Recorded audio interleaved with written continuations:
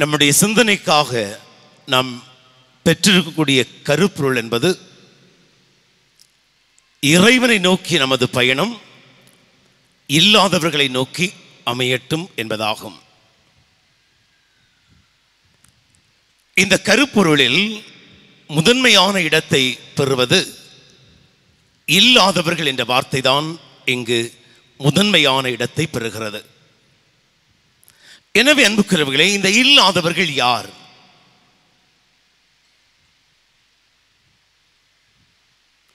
இந்த இல்லாதவர்களை நாம் சரியாக புரிந்து கொள்ள வேண்டும் என்றால் ஒரு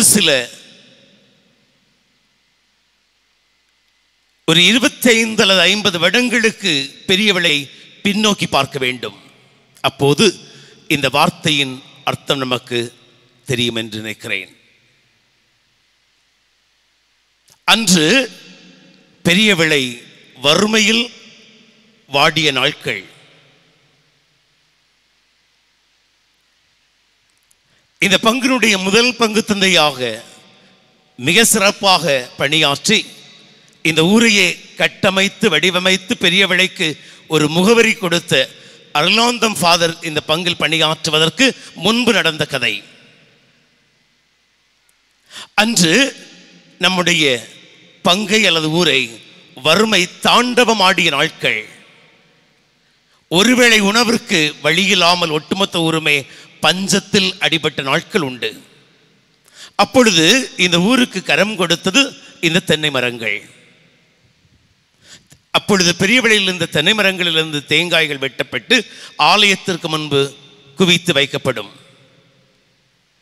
அந்த தென்னை மரத்தில் வரக்கூடிய தேங்காய் எல்லாமே விற்கப்பட்டு ஆலய கணக்கில் எடுக்கப்பட வேண்டிய காலச்சூழலில் மக்களுடைய வறுமையும் பஞ்சமும் அதை விற்று ஒவ்வொரு வீட்டுக்கும் 5 ரூபாயாக பிரித்து கொடுத்த காலங்களும் இந்த பங்கில் இடம்பெறவில்லை என்று சொல்ல முடியாது.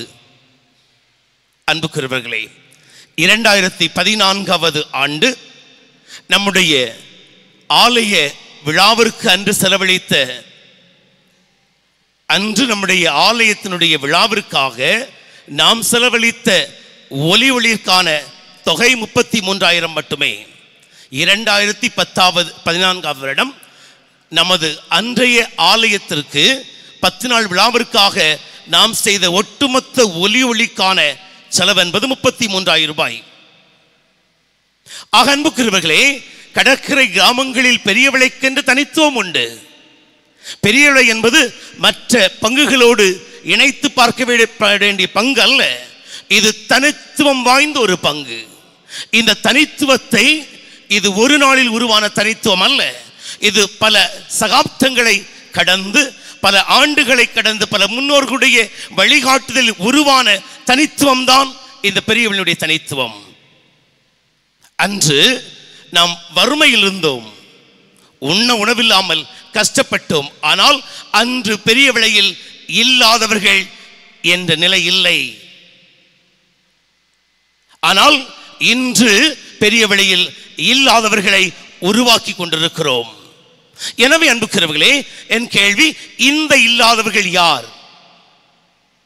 ஒவ்வொரு ஆண்டுமே தவக்காலத்தின் பொழுது அல்லது நாம் சார்ந்திருக்கக்கூடிய அமைப்புகளுடைய ஆண்டு விழாக்களின் பொழுது நாம் எல்லோருமே நம்முடைய கரங்களிலிருந்து நம்முடைய ஊர்களிலிருந்தும் தெரிந்தவர்களும் நாம் பணம் எடுத்து நாம் செல்லக்கூடிய அநாதை இல்லங்களில் வாழக்கூடிய அவர்களா இல்லாதவர்கள்? எனவே அன்புக்குரியவர்களே, வீதிகள் தோறும் தெருக்கள் தோறுமே நகர்ந்து தோறும் இருக்கக்கூடிய அநாதை இல்லங்களில் வாழக்கூடிய இந்த அநாதைகள் இல்லாதவர்களா? அல்லது ஒதுக்கப்பட்டு வெறுக்கப்பட்டு விரட்டப்பட்டு முதியோர்கள் வாழக்கூடிய நம்முடைய பெற்றோர்கள் இல்லாதவர்களா? அல்லது அன்புக்குரியவர்களே, பெண் பிள்ளையாக பிறந்ததற்காக தூக்கி வீசப்பட்டு குழந்தைகள் காப்பதில் இருக்கக்கூடிய இந்த குழந்தைகள் இல்லாதவர்களா? அல்லது அன்புக்குரியவர்களே, மனநலம் பாதிக்கப்பட்டு மனநல நிலையங்கள் இருக்கக்கூடிய இவர்கள் இல்லாதவர்களா? யார் இல்லாதவர்கள் என்பதுதான் என் முதன்மையான கேள்வி.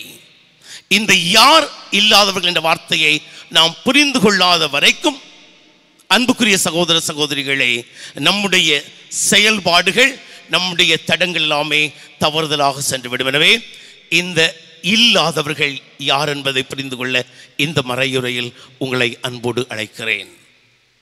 என் பார்வையில் பட்டது, என் சிந்தனையில் வந்தது, என் எண்ணத்தில் ஓடியது.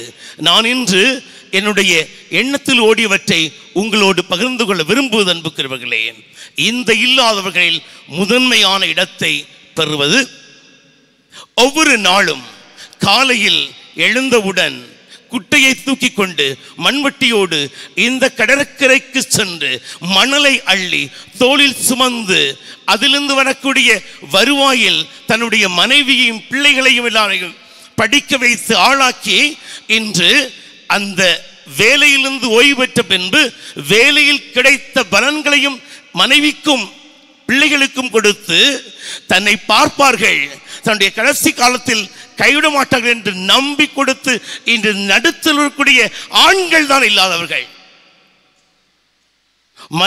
மனைவியை வளர்த்து பிள்ளைகளை வளர்த்து எல்லாரையும் ஆளாக்கிவிட்டு தன் ஒட்டுமொத்த உழைப்பையும் கொடுத்து தன் வலியை பாராமல் தன்னுடைய தோளில் சுமந்து தான் வளர்த்த பிள்ளைகள், தான் கரம் பிடித்த மனைவி தன்னுடைய கடைசி நாட்களில் தன்னை காப்பாள் என்று நம்பி எல்லாவற்றையும் கொடுத்த அந்த ஆண் மகன்தான், அந்த முதியவன் தான் இந்த ஊரில் இல்லாத முதல் நபர்.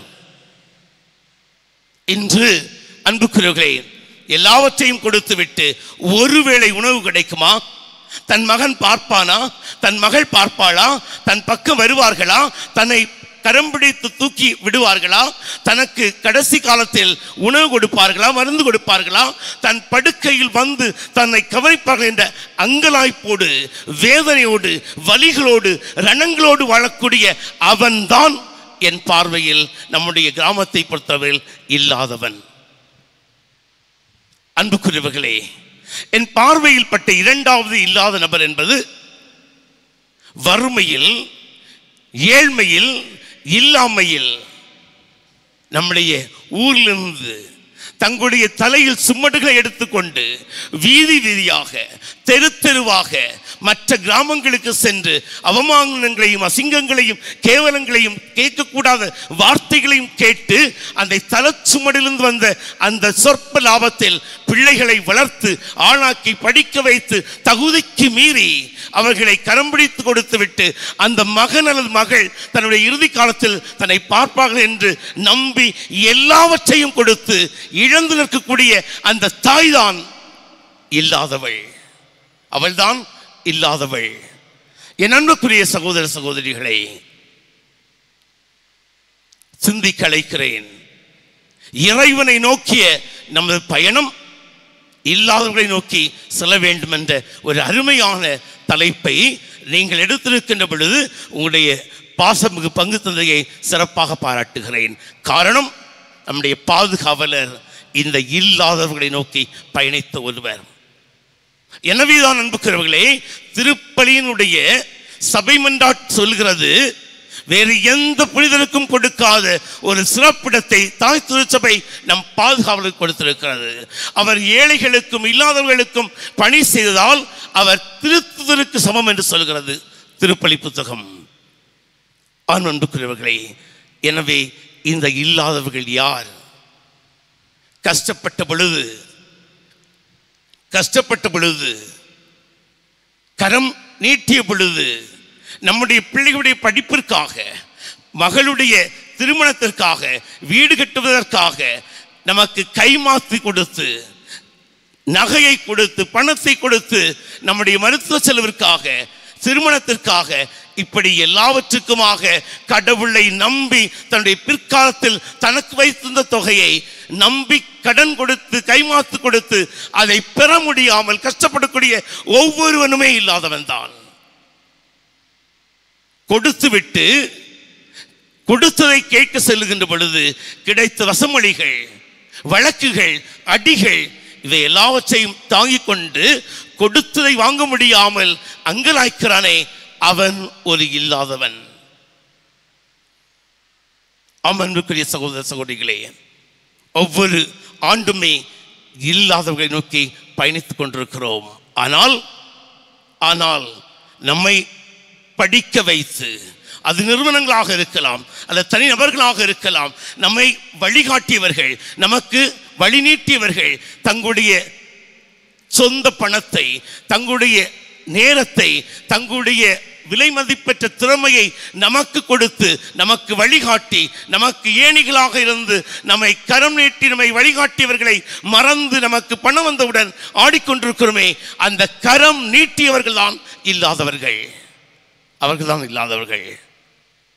என் அன்புக்குரிய சகோதர சகோதரிகளை, உங்களை சிந்திக்க அழைக்கிறேன். அன்று நம்முடைய பெரியவிளை கிராமம் வறுமையில் வாடிய நாட்கள் இந்த கிராமத்தில் இல்லாதவர்கள் நிலை இல்லை. அன்று வறுமை இருந்தது, நம் மத்தியில் பஞ்சம் இருந்தது, நம் மத்தியில் வறுமை தாண்டவமாடியது.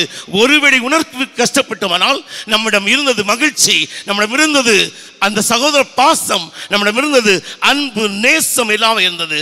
இன்று வசதிகள் வந்துவிட்டது, வளமைகள் வந்துவிட்டது, படித்து விட்டோம், பெரிய ஆலயம் வந்து விட்டது, ஊர் இன்று சிறப்பான விழாவை கொண்டாடுகின்றது. ஆனால் இல்லாதவர்கள் சிந்திக்க அழைக்கின்ற பொழுது, என் அன்புக்குரியவர்களே, இல்லாதவர்கள் இருப்பது நம் வீடுகளில் தான். அது ஒருவேளை உன் தந்தையாக இருக்கலாம், ஒருவேளை உன் தாயாக இருக்கலாம், உன் உடன் வந்த சகோதர சகோதரியாக இருக்கலாம். இல்லாதவர்கள் இந்த கிராமத்தை தள்ளி அல்ல, இந்த கிராமத்திற்குள், நம் வீதிகளில், அன்பியங்களில், நம் வீடுகளில் அவர் இருந்து கொண்டிருக்கிறார். அவர்களை பார்க்க தவறுகிறோம், அவர்களை பார்க்க தவறுகிறோம். என் அன்புக்குரியவர்களே, இந்த இல்லாதவர்கள் நம்மிடம் கேட்பதெல்லாமே தங்களுடைய கடைசி காலத்தில் தங்களுக்கு ஒரு அன்பாக, பாசமாக, நேசமாக, ஒருவேளை உணவிற்காக இவர்கள் ஏங்குகின்றார்களே, இவர்களை இங்கு ஏங்க வைத்துவிட்டு நாம் இங்கு செல்கிறோம். வண்டிகள் பிடித்து நாம் அநாதை இல்லங்களை தேடி அலைகிறோம், நாம் முதியோர் இல்லங்களை தேடி அலைகிறோம். என்னுடைய பார்வையில் இன்று இல்லாதவர்கள் முதியோரத்தில் இல்லை, இல்லாதவர்கள் முதியோர்களாக நம்மிடத்தில் இருக்கிறார்கள். இவர்களுக்கு தான் நம்முடைய கரிசனை, இவர்களுக்கு தான் நம்முடைய பார்வை அமைய வேண்டும் என்பதை நான் நினைவுபடுத்துகிறேன். என் அன்புக்குரியவர்களை, இறுதியாக சிந்திக்க அழைக்கிறேன். ஒரு அருமையான ஒரு கவிதையை நீங்கள் மனதில் கொள்ள வேண்டும். ஈரோடில் வாழ்ந்த தமிழன் மிக அருமையாக இந்த கவிதையை சொல்கிறான். என் கிராமத்தில் ஒருவன் இருந்தான். அவன் ஒரு நல்ல கிராம அதிகாரியாக மாறினான்.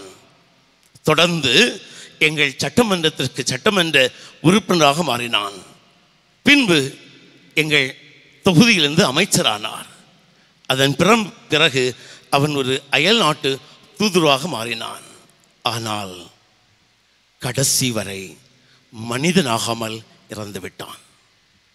அன்புக்குரியவர்களே, நாம் படித்திருக்கலாம், பட்டங்கள் பெற்றிருக்கலாம், வீடுகள் கட்டியிருக்கலாம், சொத்துக்கள் வைத்திருக்கலாம், வசதி வாய்ப்புகளை வைத்திருக்கலாம், எல்லாம் வைத்திருக்கலாம். ஆனால் நாம் மனிதர்களாக, மனித தன்மைகளோடு அடுத்தவர்களுடைய, நம்மை ஈன்றவர்களை, நமக்கு கரம் கொடுத்தக்கூடிய வலிகளை, வருத்தங்களை, வேதனைகளை, ரணங்களை, கஷ்டங்களை, துயரங்களை, கண்ணிலிருந்து வரக்கூடிய கண்ணீரை நாம் கவனிக்க தவறினால் நாமும் மனிதர்களாக மாறாமல் இறக்கக்கூடியவர்களாக மாறிவிடுவோம்.